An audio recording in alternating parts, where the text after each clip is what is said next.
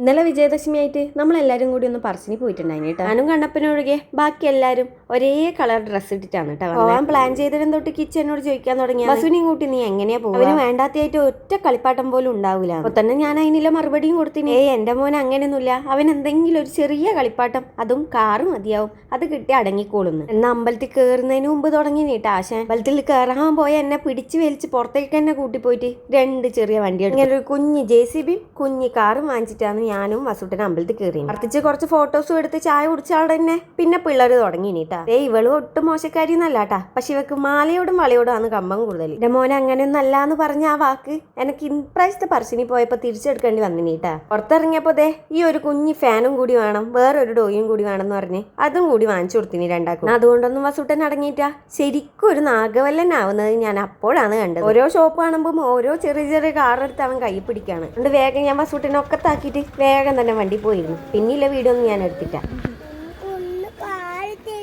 കുഞ്ഞു കാറ് അമ്മമ്മേന്റെ കയ്യിലുണ്ട്.